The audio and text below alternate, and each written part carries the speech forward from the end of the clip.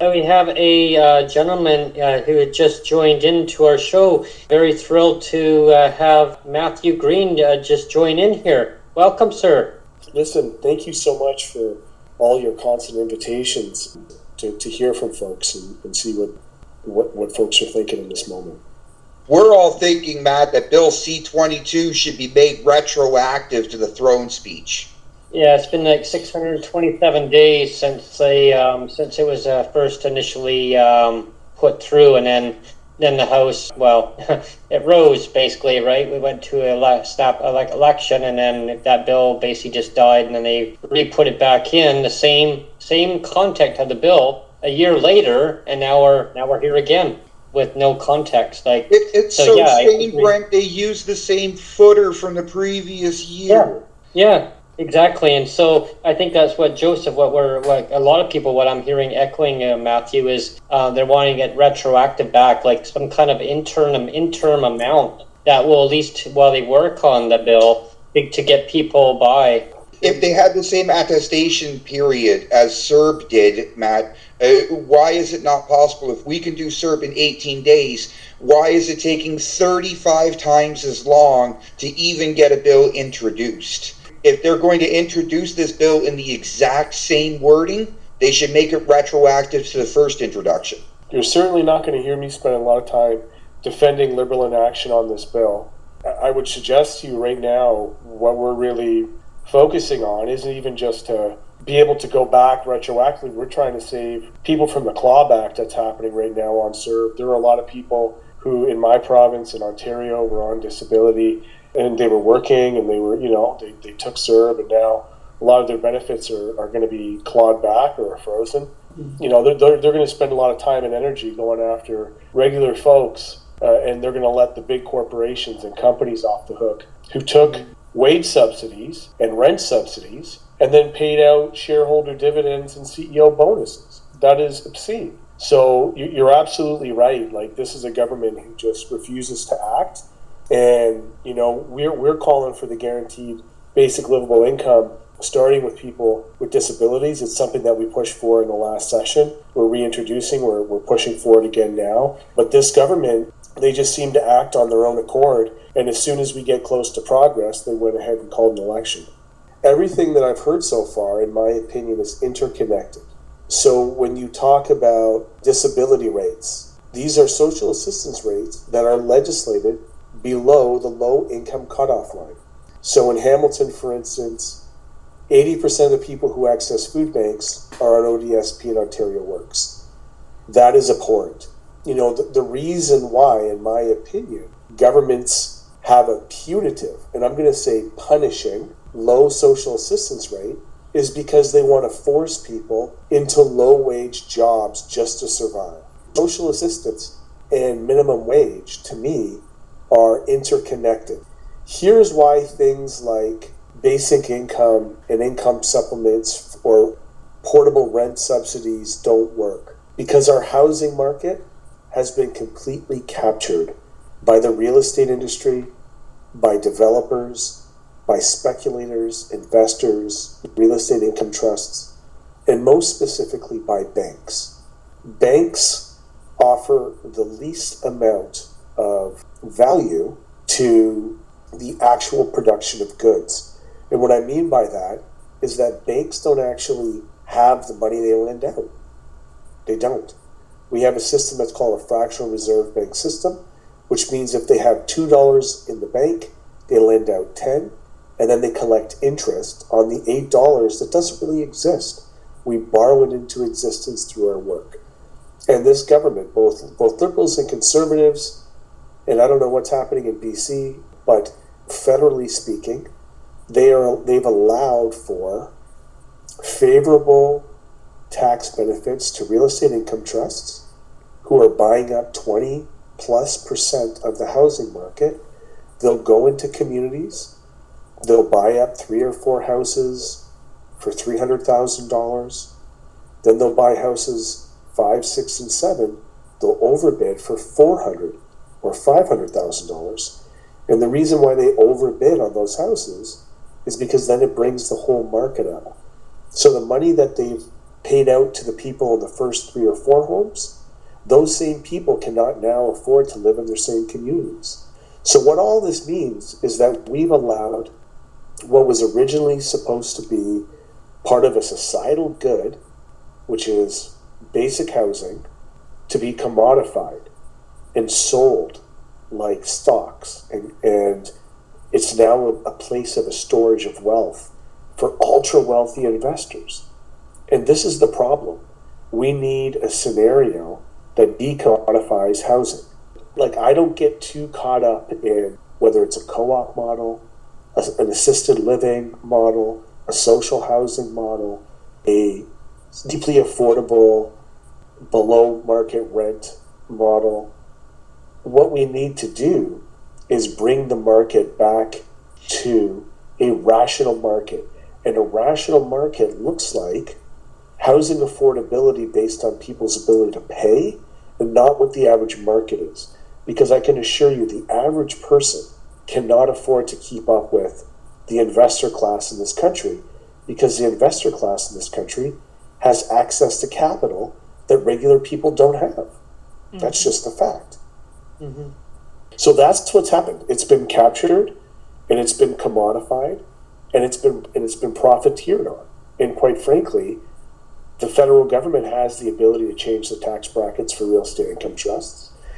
If you look at the last piece here, is the role of the federal government. They would say that they're not in the business of building housing, but that's not true. After World War II, there was something called the Victory Homes Project, where the federal government, through the CMHC, built 1 million homes, prefabricated wartime homes across the country. And what that did is it decommodified the market, and it allowed people who were working or people coming back from the war to have affordable housing. There was a time when you could buy housing in Canada for like $20,000 a house, because that was tied to how much they were making. Does that make sense? Oh, totally. Yeah.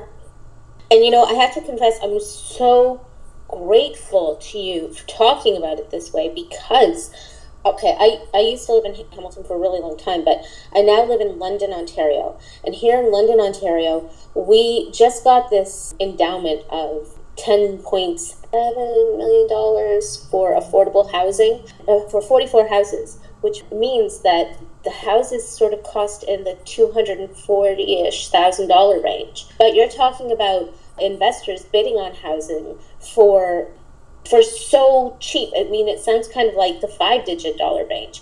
And the trade-off just isn't fair. The government is giving us money for housing which will cost us 6 digits, $200 and change thousand dollars worth of money, and the banks bid on it for so much less, and then they'll sell it for outrageous sums. That's not exactly what I said. What I said is that the bank, through mortgages, they lend out money that they don't have. Oh, like they're underwriting really crappy mortgages. Well, they're doing that too. But in our system, banks are not required to have all of their money on hand. So what happened during COVID, and this is very important for people to know, as the conservatives are out there vilifying people who took CERB and saying that they cheated the government out of $2,000 a month, the same type of program, corporate programs were sped out that paid out massives of dollars in dividends and shareholder profits. There was another program that happened, which was called the Paper Purchase Buyback Program through the Bank of Canada. And what that did is it basically flooded Bay Street and the banks with $750 billion of new money to be circulated.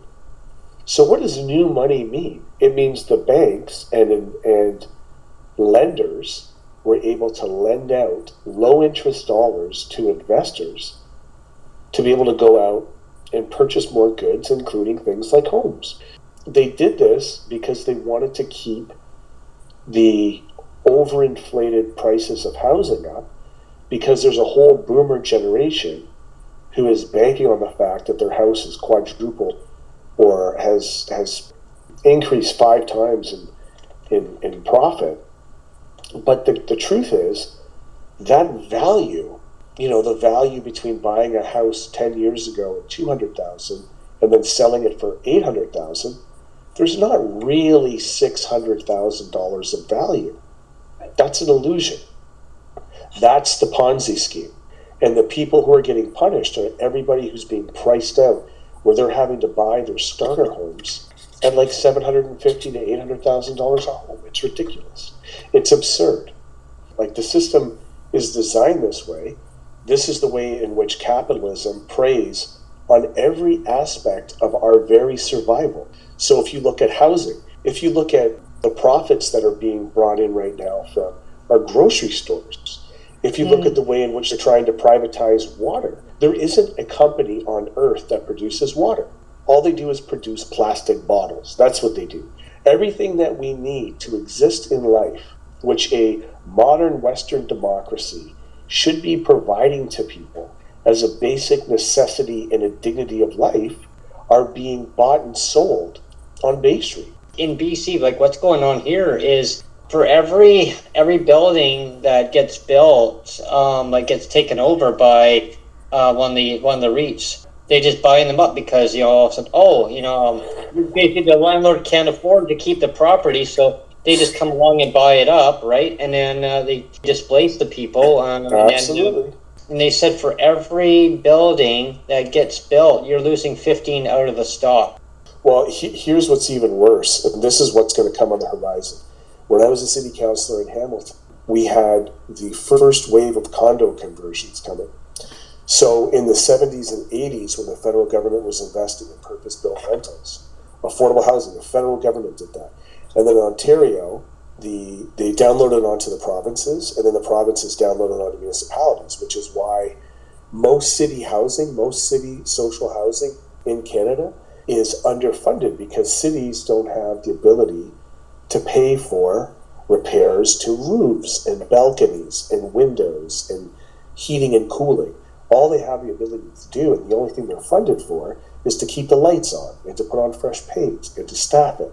And so what's happening right now is a lot of affordable housing, rental housing, it's going to be converted into condos. So when they're being bought by REITs, they're going to jack the prices up. They're going to milk the rental market for as long as they can, and then they're going to liquidate their asset, because that's what they view it.